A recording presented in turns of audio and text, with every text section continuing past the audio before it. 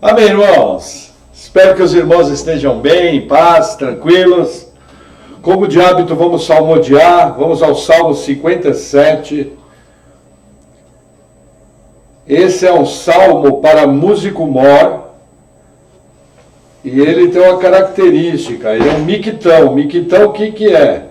É um poema gravado no coração, isso quer dizer miquitão. E o termo altachete é um termo musical, que quer dizer em hebraico, não destruas. Então esse é um dos salmos que é acompanhado com música. Diz assim a palavra do Senhor, Salmo 57, 1. Tem misericórdia de mim, ó Deus, tem misericórdia de mim, porque a minha alma confia em ti, e à sombra das tuas asas me abrigo, até que passem as calamidades. Clamarei ao Deus Altíssimo, ao Deus que por mim tudo executa. Ele enviará desde os céus e me salvará do desprezo daquele que procurava devorar-me. Deus enviará a sua misericórdia, a sua verdade. A minha alma está entre leões, e eu estou entre aqueles que estão abrasados, filhos dos homens, cujos dentes são lanças e flechas, e a sua língua espada afiada. Seja exaltado, ó Deus, sobre os céus, seja a tua glória sobre toda a terra. Armaram uma rede aos meus passos, a minha alma está abatida. Cavaram uma cova diante de mim, porém eles mesmos caíram no meio dela. Preparado está o meu coração, ó Deus, preparado está o meu coração. Cantarei e darei louvores. Desperta, glória minha, despertai, saltério e harpa. Eu mesmo despertarei ao romper da alva. Louvar-te-ei, Senhor, entre os povos. Eu te cantarei entre as nações, pois a tua misericórdia é grande até os céus, e a tua verdade até as nuvens. Seja exaltado, ó Deus, sobre os céus, e seja a tua glória sobre toda a terra. Até aqui. Vamos orar. Senhor, que o Senhor seja glorificado em toda a terra, que o Senhor seja engrandecido, que o teu nome seja conhecido das nações, que nós possamos sempre, Senhor, te adorar em espírito e em verdade, te engrandecer e fazer todas as coisas para a honra e glória do teu nome. Em nome de Jesus, amém. Amém. Amém, irmãos. Vamos ao nosso texto base, livro dos Juízes, capítulo 1. Estamos começando uma nova etapa dos nossos estudos.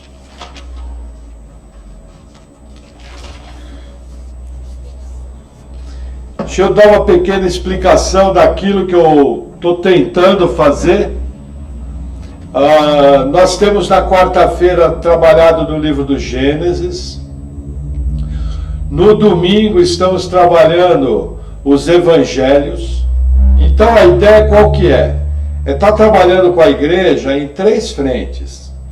Na quarta-feira nós vamos seguir do Gênesis até o último capítulo de Josué. Na segunda-feira estamos abrindo hoje Juízes e pretendemos chegar até o exílio babilônico, que é o livro do profeta Jeremias e o livro do profeta Ezequiel.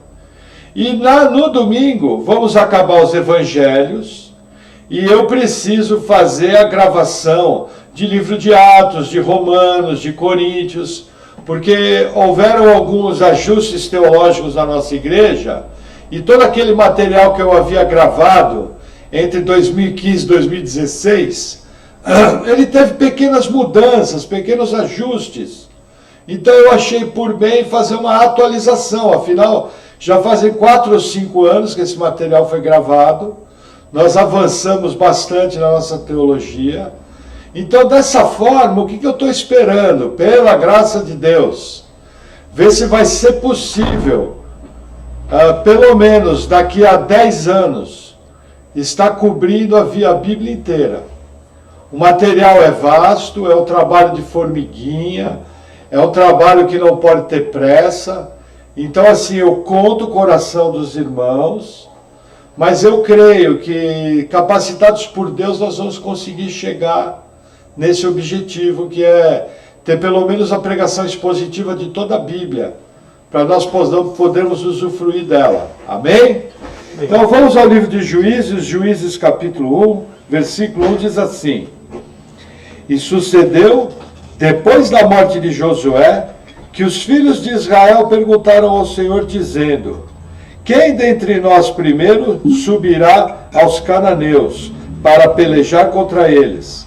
E disse o Senhor: Judá subirá, eis que entreguei esta terra na tua mão. Até aqui, vamos orar.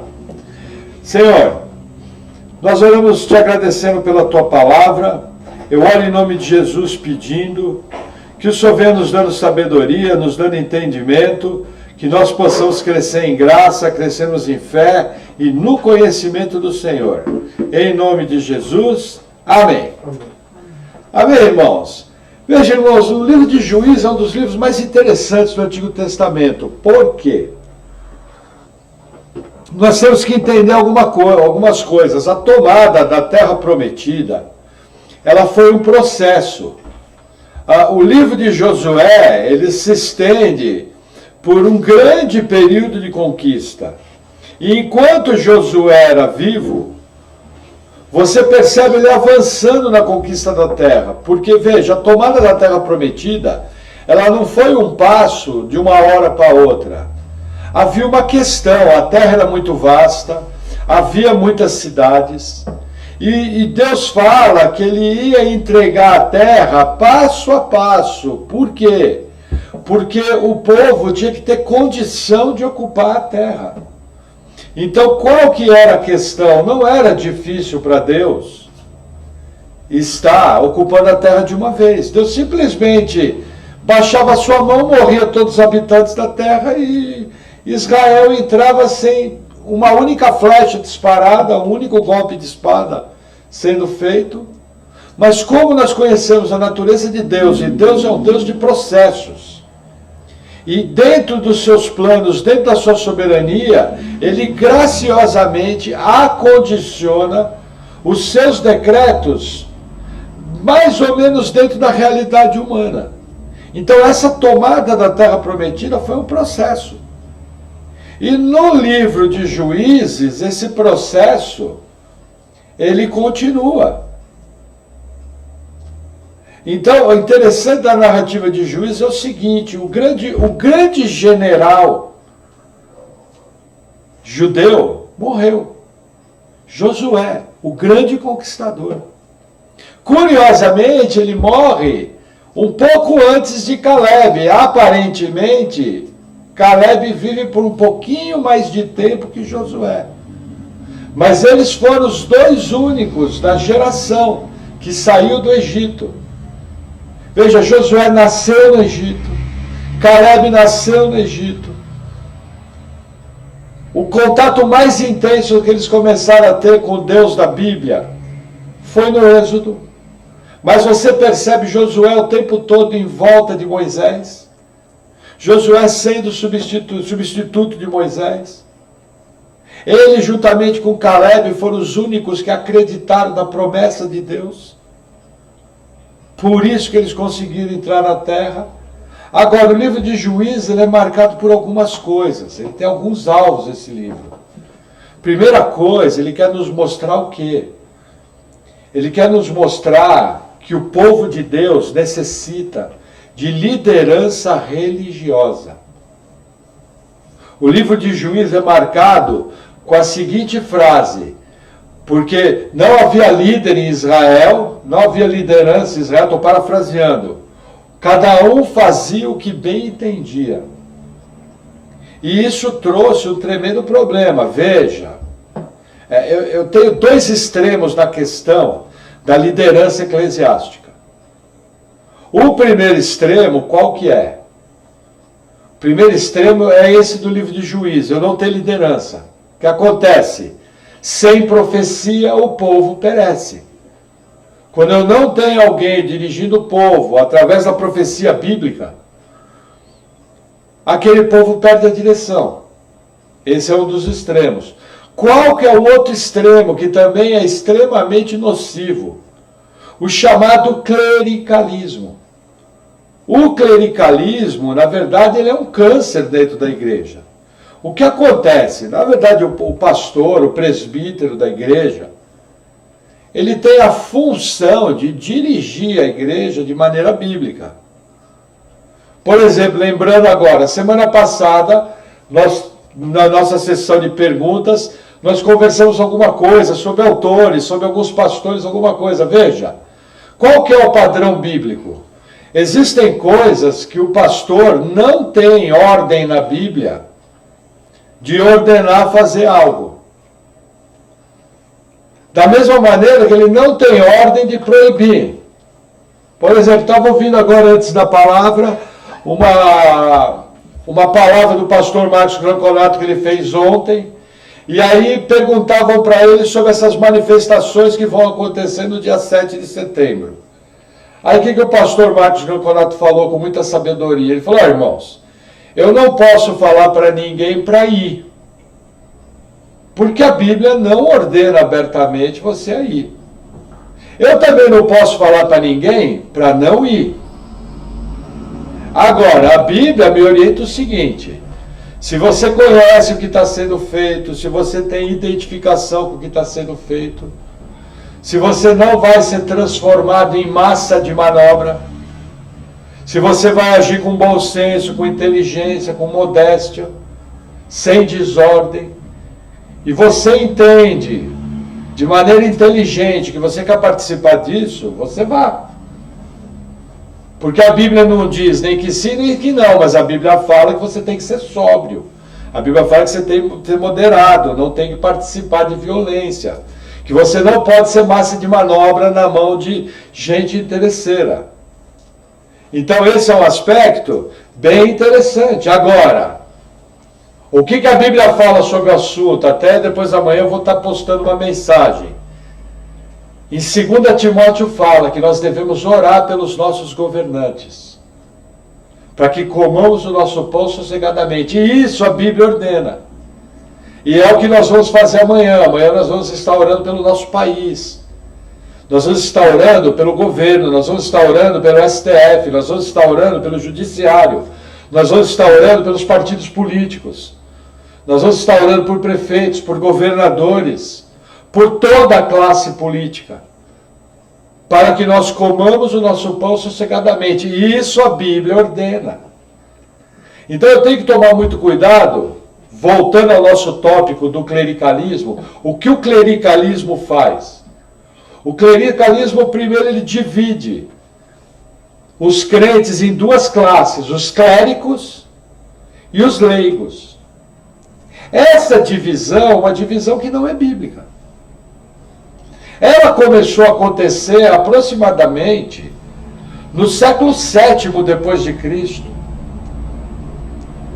Quando Constantino se converteu, no século III, se é que ele se converteu, o que aconteceu? O cristianismo virou religião na moda. Aproximadamente por 100, 200 anos, houve um reflexo na igreja? Houve, mas ainda você tinha homens de Deus, como Ambrósio, como Agostinho. Você tinha bispos capacitados, gente que temia Deus. Você tinha uma igreja implantada na região de Constantinopla, muito sólida, entendeu? Com uma base teológica muito forte, no Império Romano do Oriente. Só que no século VII o mundo entrou de vez para a igreja. E aí, aquelas pessoas que queriam servir a Deus, elas começaram a participar de um movimento chamado movimento monástico. E dentro do movimento monástico, alguns homens se retiraram da sociedade e se recolheram nos chamados monastérios. O que isso gerou? O que era a princípio bom, porque eles queriam servir a Deus de uma maneira pura, eles queriam viver a vida de estudo das Escrituras, eles queriam viver uma vida de oração, eles não queriam se misturar com a sujeira do mundo. O que era um movimento no princípio que se tornou bom, acabou gerando o clericalismo. E qual que é o problema do clericalismo? Primeiro, ele tenta transformar a liderança cristã em sacerdotes. Em nenhum momento do Novo Testamento a liderança cristã é uma liderança feita de sacerdotes. Nós somos facilitadores, nós somos exemplo do rebanho. No cristianismo, o sacerdote é o crente. Palavras do apóstolo Pedro, vós sois nação santa, sacerdócio real. Então, por exemplo, aonde eu fui chamado, eles ensinavam o seguinte, que cada membro da igreja é um ministro, e cada casa é uma extensão da igreja. Eu concordo com isso, e tento trabalhar para que isso aconteça. Agora, eles também ensinavam que liderar a igreja era coisa de pastor. Agora, eu jamais posso negar, por exemplo, alguém da família fica doente, quem vai orar? O crente. Acontece um funeral da família, às vezes o pastor não pode ir. Quem é que vai trazer uma palavra no funeral? Porque, gente, na verdade, esse termo culto fúnebre não existe. Eu não tenho na Bíblia nenhum termo culto fúnebre. Mas eu posso transformar o funeral numa oportunidade de evangelismo, inclusive falando até da memória daquele que partiu, principalmente se ele for um irmão cheio do Espírito Santo. Posso falar do exemplo dele, da vida de oração, de milagres que Deus fez na vida dele, e aproveitar aquilo para evangelizar. E quem pode fazer aquilo? O crente. Por exemplo, aparece alguém endemoniado no bairro. Quem é que tem que ser apto para expulsar demônio? O presbítero? Não, é o crente. Por quê? Porque o Espírito Santo habita em cada crente nascido de novo. E é importante o crente entender qual é a sua posição em Cristo. Então, quando eu trato de liderança eclesiástica, é muito importante eu ter esse equilíbrio. E buscar, é lógico, sempre o modelo do Novo Testamento. E por que isso é importante? Hoje em dia temos o movimento dos desigrejados. E o movimento dos desigrejados, o que acontece? Ele pegou uma coisa chamada templismo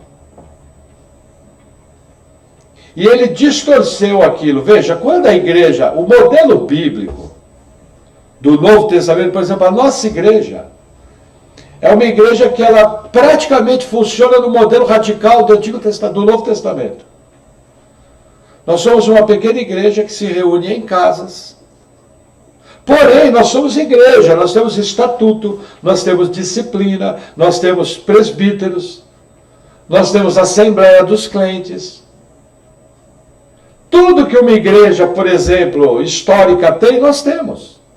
A única diferença é que o nosso prédio são pequenos prédios das casas, que pode ser um salão de festa, que pode ser uma churrasqueira, que pode ser uma sala de estar. Agora, daí até eu dizer que é errado ter templo, eu vou ter um problema. Por quê? Porque quem autorizou que acontecessem os templos foi o Espírito Santo. O gestor da igreja é o Espírito Santo. Então, qual que é o problema das pessoas? Elas querem dizer hoje em dia que templo é errado, porém elas não têm base bíblica para isso. Por quê? Porque no Novo Testamento, onde foi necessário um espaço maior, porque o número de crentes era maior, foi necessário uma logística que fosse viável colocar mais pessoas lá. Por exemplo, o livro de Atos fala que a igreja se reunia no Pórtico de Salomão. E o que acontece a questão do Pórtico de Salomão? Por que ela se reunia lá? Porque era muita gente. Porém, o mesmo livro de Atos conta que quando Pedro estava preso, assim que ele é libertado pelo anjo, ele vai em direção à casa de João Marcos. E na casa de João Marcos, parte da igreja estava reunida, orando. Da mesma forma que no Pentecostes, você tem o cenáculo, onde pelo menos 120 pessoas receberam o dom de línguas. E ali, basicamente, começa a igreja. Então, qual que é a questão hoje em dia? A questão hoje em dia é que muitas vezes, às vezes eu pego uma reclamação que é lícita. Por exemplo, os clérigos dominando o povo. Isso é lícito. Por exemplo, jamais um crente pode imaginar que a oração do pastor vale mais que a dele. Agora, o crente tem que saber que a Bíblia fala que a oração do justo é eficaz nos seus propósitos. Mas nunca uma classe dominante. Então, a questão do templismo, ela também traz esse problema. Por exemplo, aqui, no livro de Juízes, até o livro de Samuel, você vai ver o tabernáculo, vai chegar uma hora e vai ser colocado em Siló. E a grande referência do povo da presença de Deus era o tabernáculo. Então, essa questão do templismo, como é que ele surgiu? O templismo surgiu o seguinte, com Santa Clara. Ela vinha de uma herança romana, ela era mãe de Constantino. A tradição conta que ela sim era uma mulher piedosa. Só que naquela mentalidade pagã, o que é o ponto principal do paganismo? O ponto principal do paganismo é o templo. O ponto principal do paganismo são as grandes construções faraônicas. Então, Santa Clara, na sua piedade a Deus, achou que ao começar a plantar catedrais, ao começar a plantar igrejas, ela estaria fazendo uma grande obra de Deus.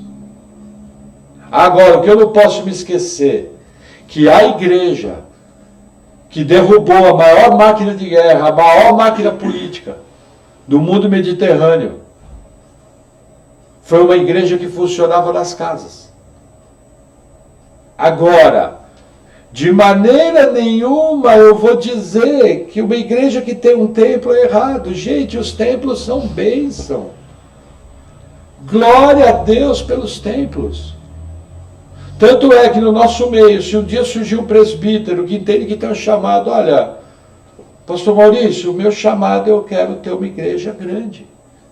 O que ele vai ser orientado? Olha, você precisa ter estrutura, você vai precisar ter um corpo pastoral condizente com aquilo que você quer fazer, você vai precisar ter uma eclesiologia muito bem feita, e você vai precisar de recurso financeiro, porque esse tipo de coisa custa. Aí vai aparecer um outro irmão e falar, pastor, o meu chamado é o seguinte, eu quero ser o evangelista do meu bairro, e eu quero usar a sala da minha casa para ser esse evangelista. Ele também vai ser apoiado da mesma forma. Por quê? Porque o cristianismo fala de chamados. Chamados pessoais. Eu jamais, como pastor, vou me intrometer no individual de cada crente. O meu papel é nortear esse crente se aquilo que ele está requerendo é bíblico. E hoje em dia nós vivemos uma igreja que está em plenos pulmões. Por exemplo, hoje eu estava trabalhando, estava conversando com o Rodrigo, e dentro desse assunto, né, de liderança, essas coisas, nós passamos numa praça que tem aqui em Piraquara, onde de um lado é a igreja católica, e do outro é a confissão luterana. Aí eu tinha passado num cliente muito querido, que é pastor da Assembleia de Deus, um homem de Deus, o Everland, e ele estava contando que o bisavô dele era luterano.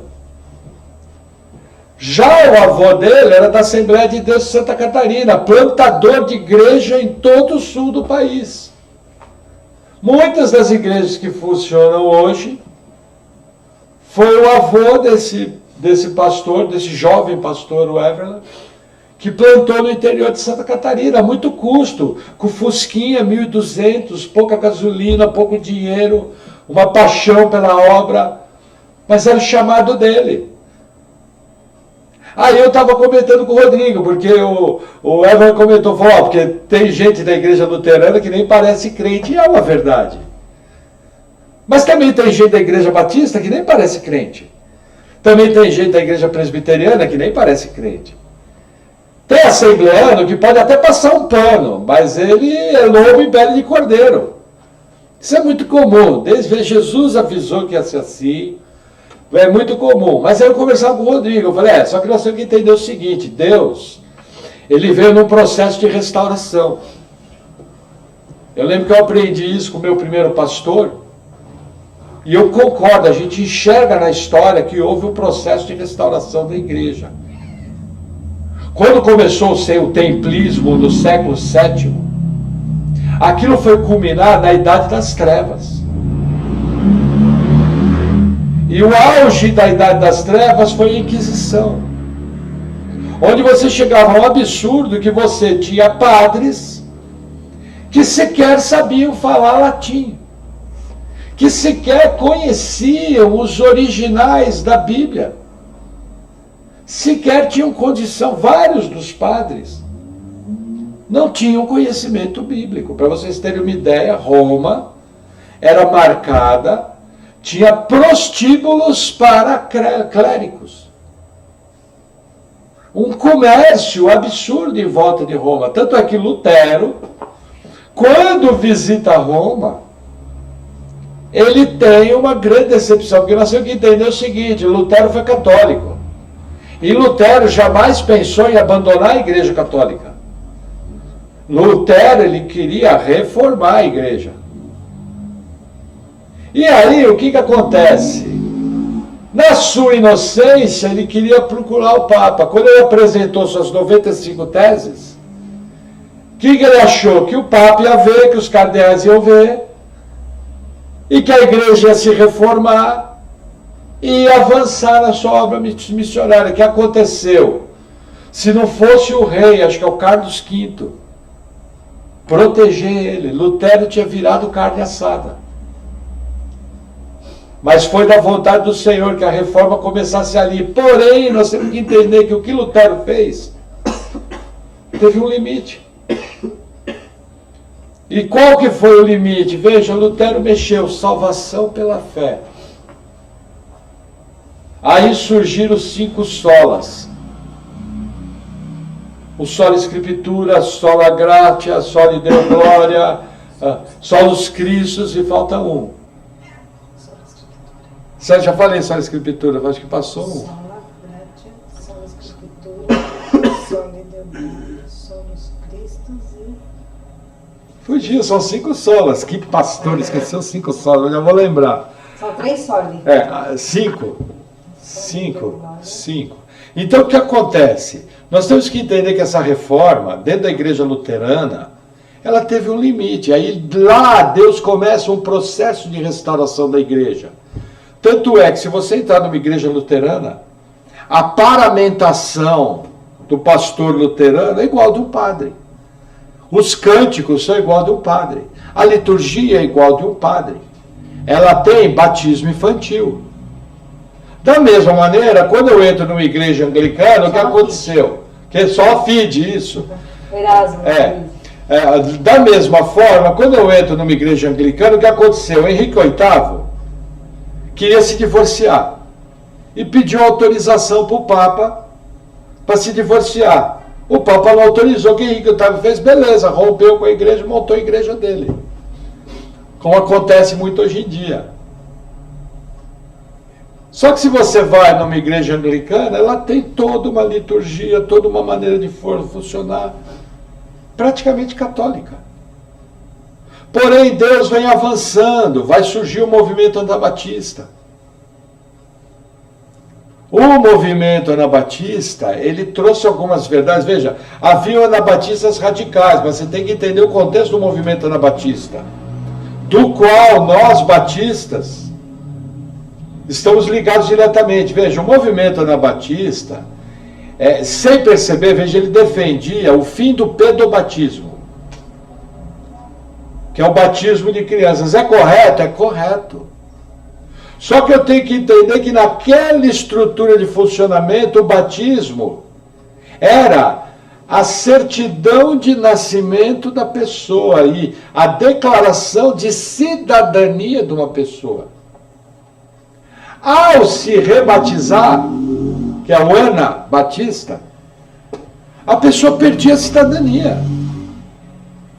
E o movimento anabatista, ele conseguiu uma proeza, ele conseguiu ser inimigo dos católicos e dos protestantes. Porque, por exemplo, quando você pega Zwinglio, quando você pega Calvino, veja, o Calvino era francês, estudou direito. Qual foi a grande reforma trazida por Calvino? A hermenêutica bíblica. Ele trouxe uma obra maravilhosa chamada Institutas de Calvino.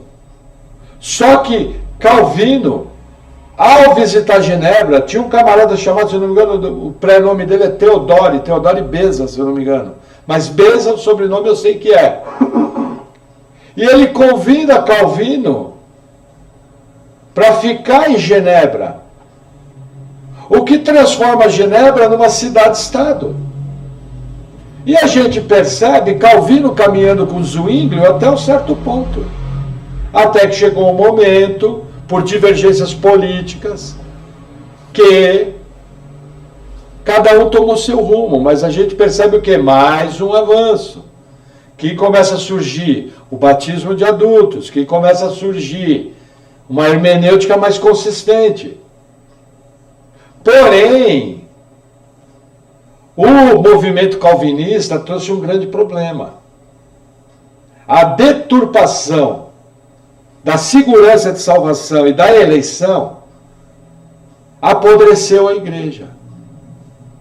E você pega pessoas dentro das raízes calvinistas que simplesmente tinham uma vida devassa. E se auto-intitulavam eleitos e salvos, e se auto-intitulavam com segurança de salvação. Numa sociedade podre. O que Deus levanta? Deus levanta os metodistas.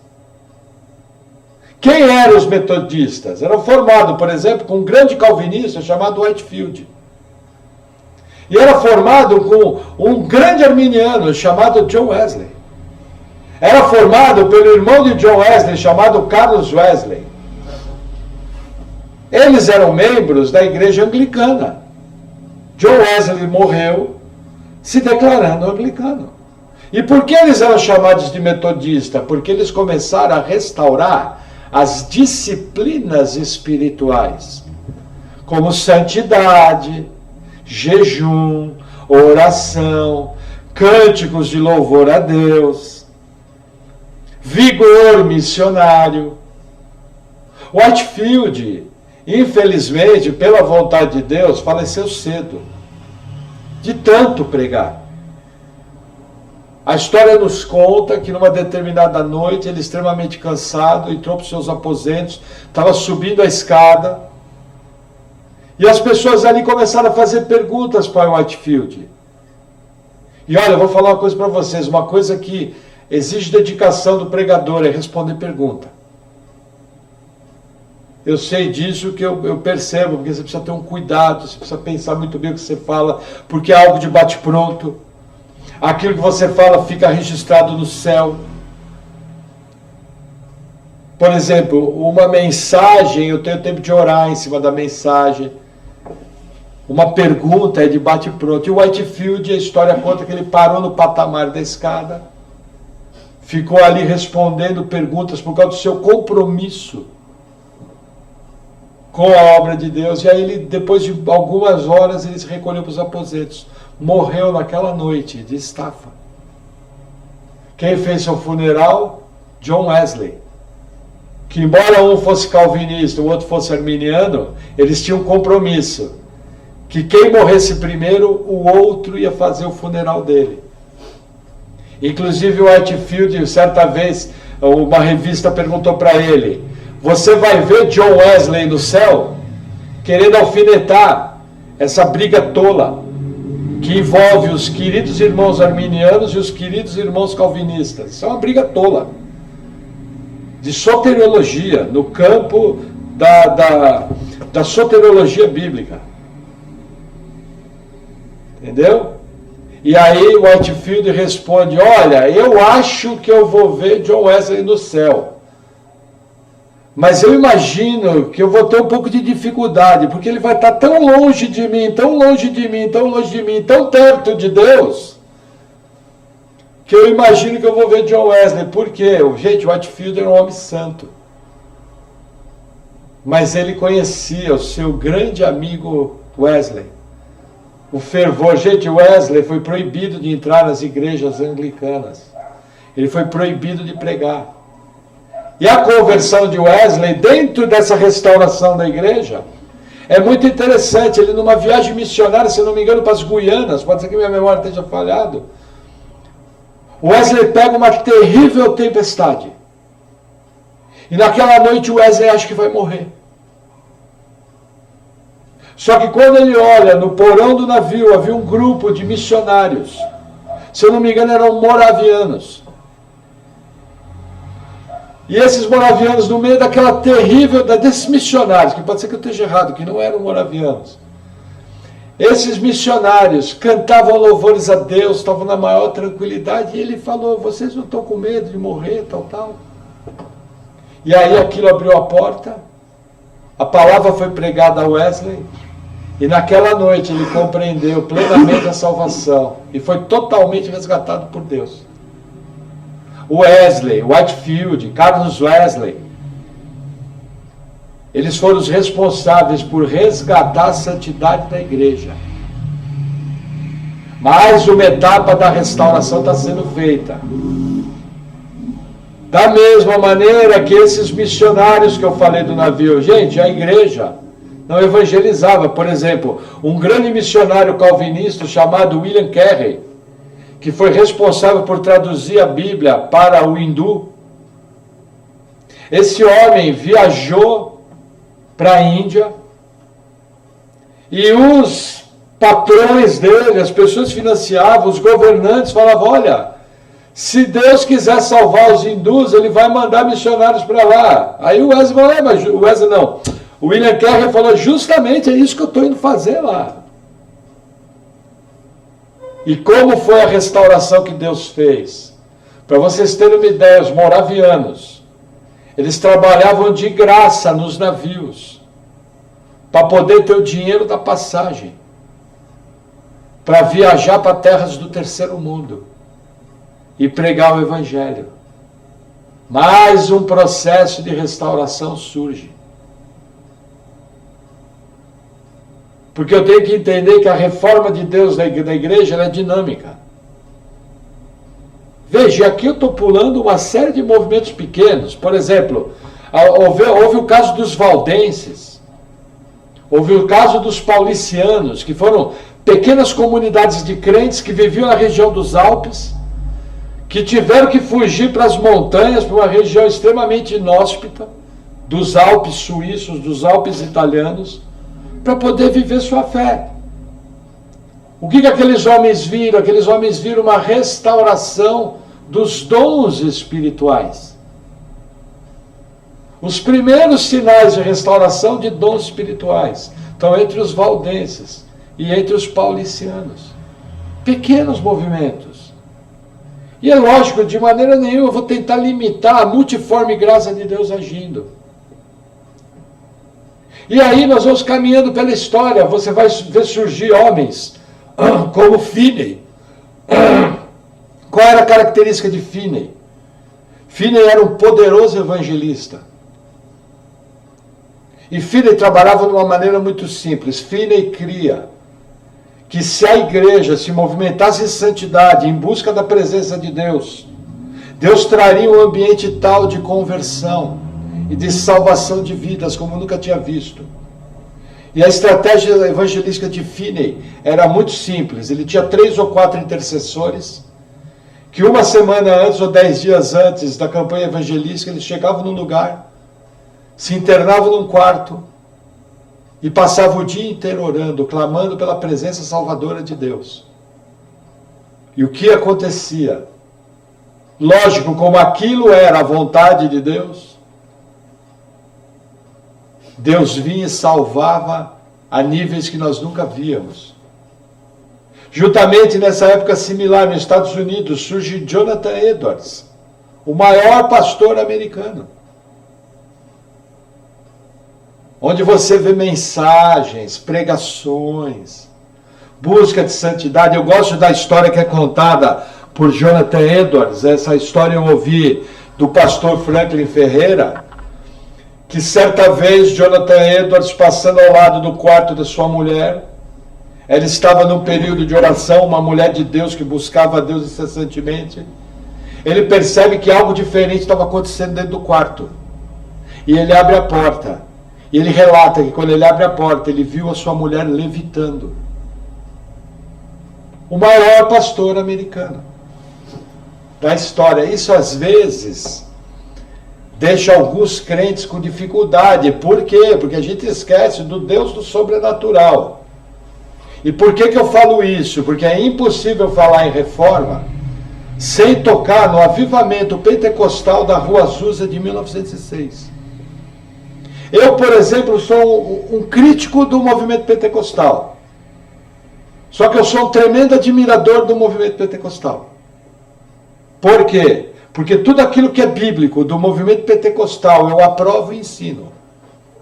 E todas as distorções, as coisas erradas que foram feitas, eu critico. E critico duramente. Porque nós não temos que ter bandeira, nós temos que ser bíblico. Nós temos a Escritura para nos reger. Por exemplo, quando você vê o grande avivamento do país de Gales, do começo do século XIX, de Evan Roberts. Evan Roberts foi fruto do avivamento pentecostal. Evan Roberts era um mineiro das minas de carvão do país de Gales, numa população extremamente pobre. E Evan Roberts começa a evangelizar talvez um dos piores ambientes que tinha, que eram as minas de carvão. E aí Evan Roberts vai e começa a se tornar um grande avivalista. E Deus visita o país de Gales com um poderoso avivamento. Um avivamento que durou em torno de 5 a 6 anos. Entendeu? Foi o tempo do ministério de Evan Roberts. Nesse avivamento, bares fecharam. Nesse avivamento, todo o estoque de Bíblias do país de Gales foi vendido. Nesse avivamento, famílias inteiras de mineiros encerravam sua jornada de trabalho e iam para as praças, onde surgiam pregadores itinerantes, pregando evangelho com santidade, com intensidade, onde você via milagres, onde você via curas, num ponto tal que nunca tinha sido visto no país de Gales. Agora, como todo mover genuíno de Deus, o diabo, ele sempre tenta imitar. Nós já vamos falar um pouquinho disso. O que o diabo tentou evitar no movimento de reforma. Mas voltando para a história de Evan Roberts. Você imagina você viver numa cidade onde os bares fecharam? Onde as pessoas deixaram de se embriagar para ir para a praça ouvir a pregação do Evangelho? Você ousaria dizer que aquilo não foi um movimento genuíno de Deus porque era pentecostal?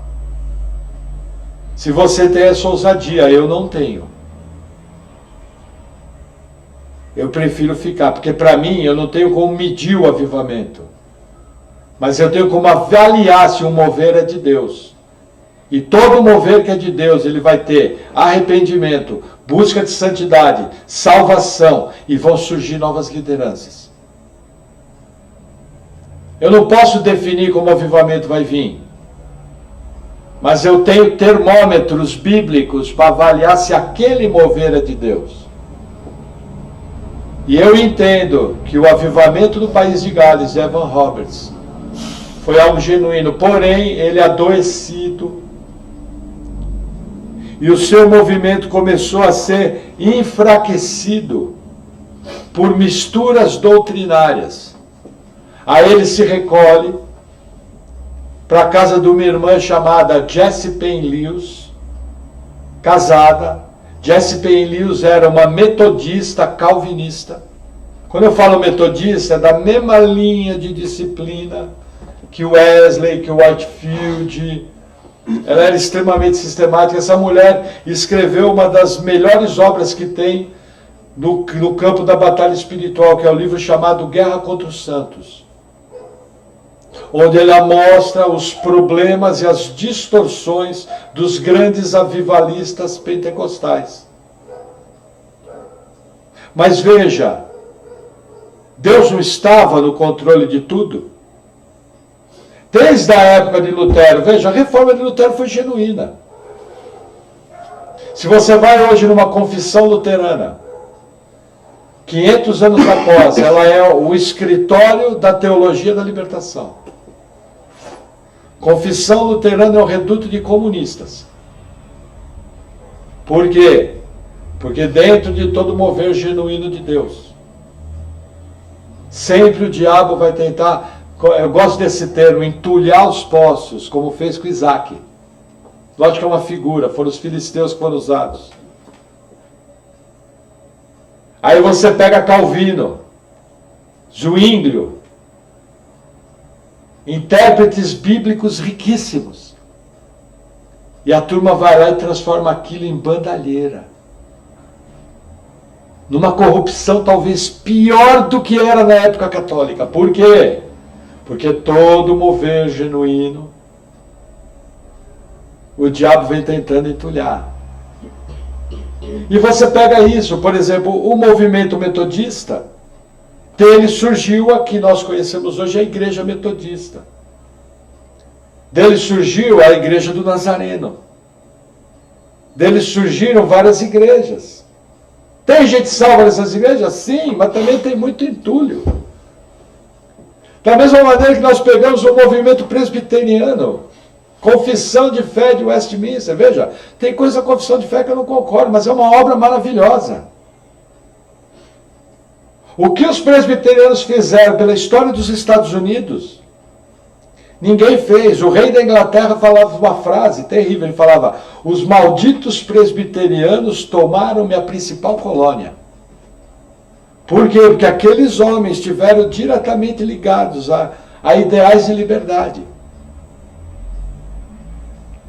que tornaram os Estados Unidos num reduto de liberdade. Mas aí o que aconteceu?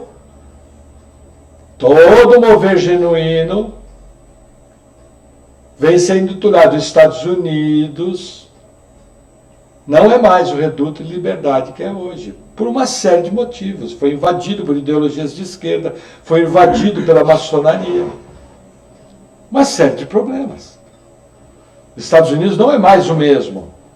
Decisões da Suprema. Veja, os Estados Unidos proibiu a Bíblia na década de 60. Isso é uma apostasia governamental. Por quê? Porque todo mover genuíno, o diabo vem e entulha. Da mesma maneira, o pentecostalismo. Quando o pentecostalismo surgiu, lógico, a gente sempre vai ter uma questão ou outra ali. O que aconteceu na Rua Azusa, a maneira que aconteceu, como é que é essa questão do Espírito Santo, das línguas. Veja, eu sou uma pessoa que eu creio que dom de línguas existe até hoje, creio que Deus ele quer dar dom de línguas para alguns crentes da igreja, mas eu creio principalmente, defendo a plenitude do Espírito. Para mim o dom de línguas não é nada excepcional. O dom de línguas, na verdade, sozinho ele é para a edificação do próprio crente. E seguido de interpretação, ele tem status de profecia, para exortar, redarguir e consolar. Então ele é um dom até para mim secundário. Agora, a plenitude do Espírito. Pessoas cheias do Espírito Santo, cheias da presença de Deus, que são usadas pelo Espírito Santo nos dons espirituais, para a edificação da igreja. Isso eu defendo, por quê? Porque você chega no Brasil, vamos chegar ao nosso país. Para vocês terem uma ideia, no bairro que eu fui criado em São Paulo, na década de 50, começo da década de 50, teve uma ziguezira no bairro, que fizeram uma pilha de Bíblia protestante, queimaram tudo. Para vocês terem uma ideia, eu conheci pastor Sales, da Igreja Batista Bíblica, ele vem da região da Paraíba. Eles eram descendentes dos holandeses que invadiram o Brasil, então eles eram protestantes. Missionários enviados à cidade do Nordeste. Tinha padre que mandava dar o couro e até missionários morriam. Esse país, que era extremamente resistente ao Evangelho, mesmo com a chegada da primeira Igreja Batista do Rio de Janeiro, 1831, perdão, funcionava numa casa, eles não podiam ter templos. O imperador, aliás, Dom Pedro I ainda não era imperador, mas ele era o rei. Ele autorizou na Constituição, se eu não me engano, em 1824, a liberdade religiosa, que aconteceu imediatamente. Entre 1829 e 1831, chegaram a primeira Igreja Batista no Rio de Janeiro, a primeira Igreja Presbiteriana no Rio de Janeiro. Por exemplo, no Brasil, quando você fala de invasão francesa no Brasil, é uma das maiores mentiras históricas que tem. Por quê? Porque eram franceses huguenotes, protestantes, que fugiram da Europa por causa da Inquisição. E o navio deles não foi permitido aportar no Rio de Janeiro. E aquele navio com mulheres e crianças sem uma arma dentro, talvez tivesse uma arma ou outra, um canhão, alguma coisa, mas sem a mínima condição de ameaça, foi afundado na Baía de Guanabara. Mas como diz a igreja chinesa, sangue de mártir é adubo, porque onde é derramado o sangue de mártir, a igreja cresce. Você vai no Rio de Janeiro hoje, tudo quanto é canto do Rio de Janeiro tem igreja, tudo isso faz parte da restauração de Deus. Estava comentando com o Rodrigo, estava vendo no YouTube outro dia um vídeo que eu falei, puxa, esse camarada tem um chamado para isso. Sabe aqueles irmãos pentecostal tradicional que chega, ô varão, não sei o que, tal. Gente, esse camarada estava evangelizando com os caras de fuzil na mão. Mas não era um fuzil ou dois, eram 30 fuzis. E ele pregando e falando, olha, Deus tem um plano na sua vida, aquele estilo assembleando, olha varão, não sei o que, Deus me mandou aqui. Pois no fim da pregação, dois parrudão, puseram o fuzil de lado, se ajoelharam, se consertaram com Jesus Cristo, e hoje esses dois são evangelistas na mesma comunidade, e eles têm trânsito dentro do território dos traficantes. Entendeu? Por quê? Porque alguém se dispôs a ir lá fechar o evangelho, a pregar o evangelho. Tudo isso é restauração da igreja. Por isso que eu falo do crente ser cheio do Espírito Santo. É alvo do Senhor. Tem uma igreja de sacerdote. Aonde que culmina a grande reforma de Deus na igreja? Crentes cheios do Espírito Santo. Homens e mulheres nascidos de novo, que amam a Bíblia, que oram, que jejuam, que estudam as Escrituras, que pregam de maneira bíblica, que onde o Senhor chamar, eles estão prontos para atender ao chamado missionário. Aqueles dentre eles que forem chamados para uma liderança, se preparam e são prontos para se tornar presbíteros, pastores que vão liderar novas comunidades, novas igrejas vão ser plantadas. Por exemplo, hoje a FUNAI não permite que se pregue. Mas se você vai aqui no interior do Paraná e de Santa Catarina, as tribos Caingangue, a Assembleia de Deus ganhou todos os índios para Jesus. Se você entrar numa tribo Caingangue, Paula, você vai ver uma igreja pentecostal extremamente barulhenta, tendo culto todo dia lá. E eles foram libertos do paganismo. Por quê? Porque um daqueles irmãos de terninho xadrez, calça pula-brejo, violinha debaixo do braço, mas joelhinho calejado, cheio do Espírito Santo, ousou ir lá pregar. Normalmente custeando do próprio bolso, porque fazer a obra de Deus é um prazer.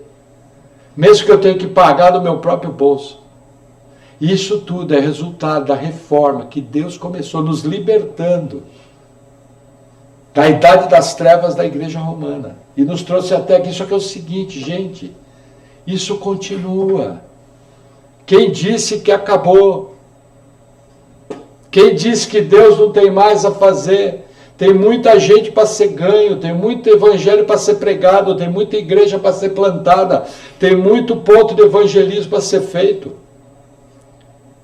Por exemplo, como a prima Renata, o Ney, meu cunhado, estão numa cidade extremamente populosa como São Paulo, cheia de prédios, é na sala desses prédios que o evangelho vai ser pregado. Que pessoas vão ouvir o evangelho, vão ser salvas. E vão ser trazidas para a igreja para ser pastoreadas. Da mesma maneira na nossa cidade. Erasmo, Luísa, irmão João na sua garagem. Os irmãos que hoje não estão conosco, Juliano e Priscila lá de Colomba, estão fazendo a obra lá. Porque tem muita gente para ser ganha. Muita gente para ser pregado. Deus não reformou a igreja para a gente ficar parado, olhando e falando, nossa irmão, como foi maravilhoso a obra que o irmão Lutero fez. Ah, para com isso. Na verdade, você sabe o que eu quero ver? Eu quero ver gente transformada. Quero ver os punks sendo salvos. Quero ver demoniados sendo libertos. Gente sendo curada. Quero ver mover de Deus. Deus pegar umas tranqueiras que nem eu e transformar em pregador. Sabe? Isso é a coisa mais maravilhosa que tem. Nós temos a honra de termos sido chamados por Deus, de sermos sido chamados num país livre, onde ainda se pode pregar o evangelho com liberdade. E eu espero que através das nossas orações, esse ambiente de salvação permaneça por alguns anos. Porque eu tenho que entender o seguinte, a gente quando olha para a história, existem janelas de avivamento, como é no livro de Juízes. Quando vinha o juiz, o povo vivia a paz. Quando o povo desobedecia, o mover de Deus ia embora, o povo ficava cativo. Nós vamos estudar isso a partir da semana que vem, mas eu queria dar essa introdução. Veja, da mesma maneira que eu não tenho como avaliar como vai ser o avivamento, eu só tenho como medir o avivamento, se é de Deus ou não.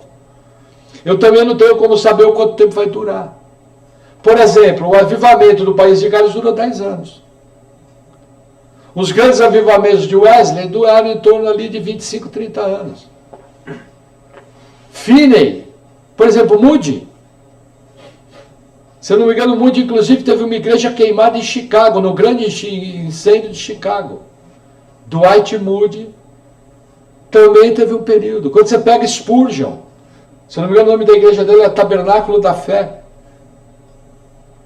De Spurgeon teve aquele espaço, teve o seu mover, mas esses homens hoje, eles estão diante de Deus. Eles fizeram a sua parte.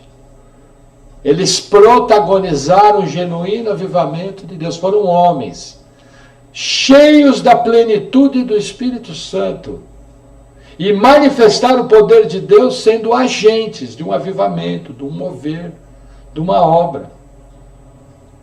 Ah, mas eu nunca vou ser como Spurgeon. Mas a sala da sua casa pode se tornar o tabernáculo da fé. Porque uma alma é importante para Deus. Agora a grande pergunta é, você está disposto a pagar o preço?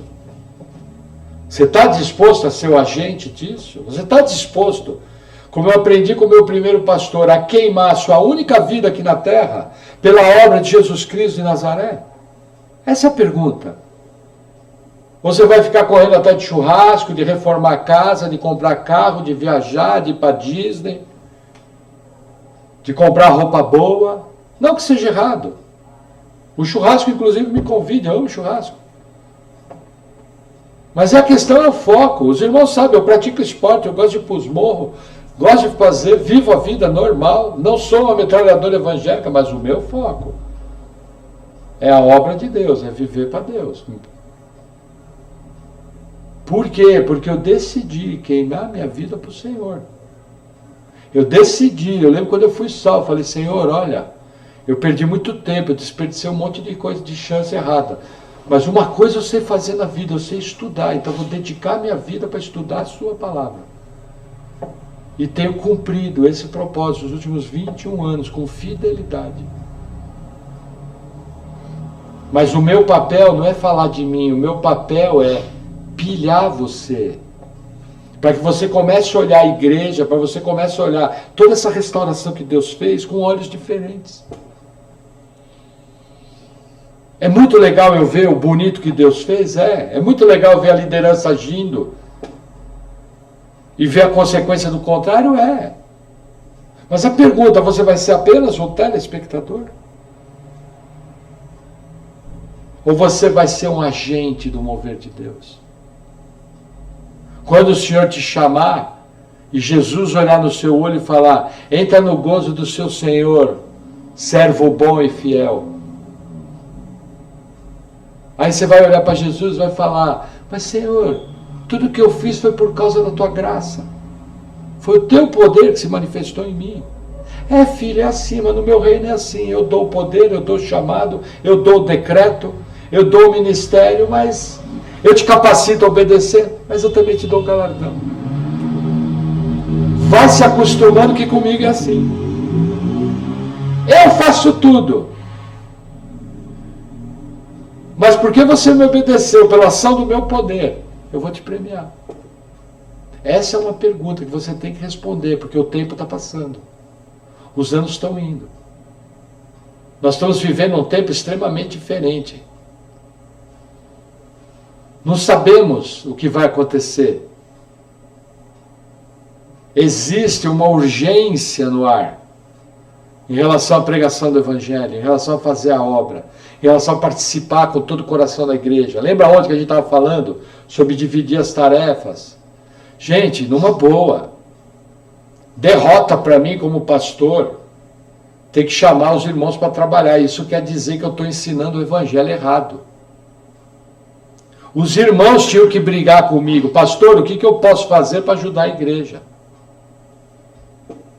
Jamais eu teria que chegar e exortar, ó gente, precisamos de ajuda. Você derrota o pregador falhou.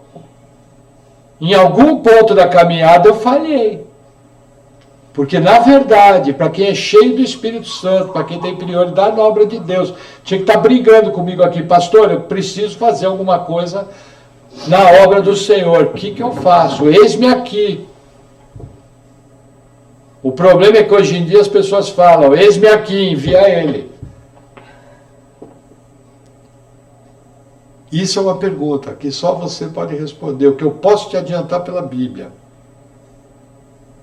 é que o Senhor tem coisas maravilhosas preparadas para nós na sua obra. Cabe a você se posicionar em obediência à palavra e ser um agente de toda essa restauração que Deus tem feito nos últimos 500 anos. Amém? Amém. Vamos orar?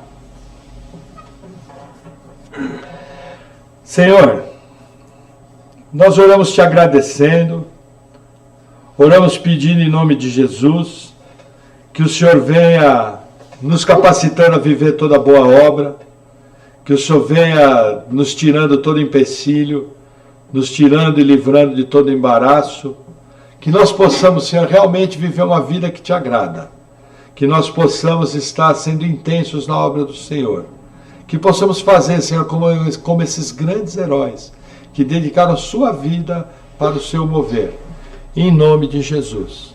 Amém. Amém. Deixa eu só fazer uma observação. Pode ser que no meio dessa pregação eu tenha errado algum nome, eu tenha errado alguma data, porque eu falei totalmente de improviso.